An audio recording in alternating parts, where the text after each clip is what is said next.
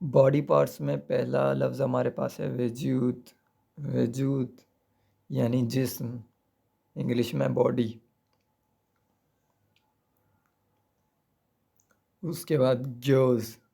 जोज़ ये बहुत ही खूबसूरत लफ्ज़ है तुर्की ज़बान का। जोज़ यानी आँख, आई। और इसको प्लूरल बनाने के लिए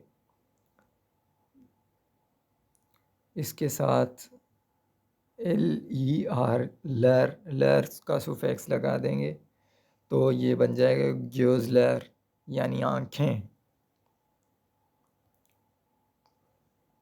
उसके बाद है आज़। आज़ यानी मुँह, माउथ। उसके बाद चुलक। चुलक कान, ईयर। और इसका भी सेम इसके साथ LAR लर लगा देंगे तो इसका भी प्लूरल बन जाएगा।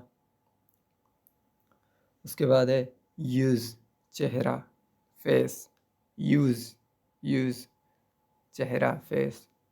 ये बहुत ही ज़्यादा इस्तेमाल होने वाले अल्फाज हैं तुर्की ज़बान में। उसके बाद सुर्त यानी कमर, बैक। सुर्त यानी कमर, बैक।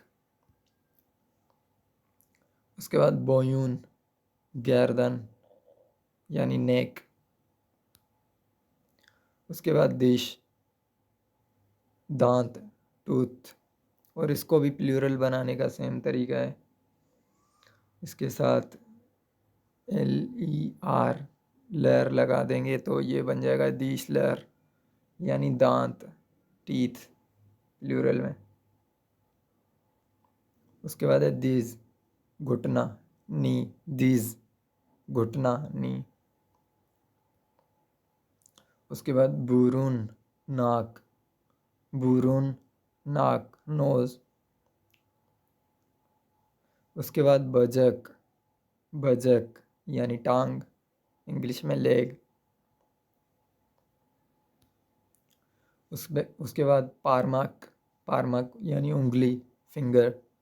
और इसको भी प्लूरल बनाने का सेम तरीका है कि इसके साथ आखिर में LAR लगा देंगे, पारमकलार यानी उंगलियां, प्लूरल बन जाएगा इसका। और बाश यानी सर, हेड, बाश। उसके बाद कोल। कोल यानी बाजू, आर्म।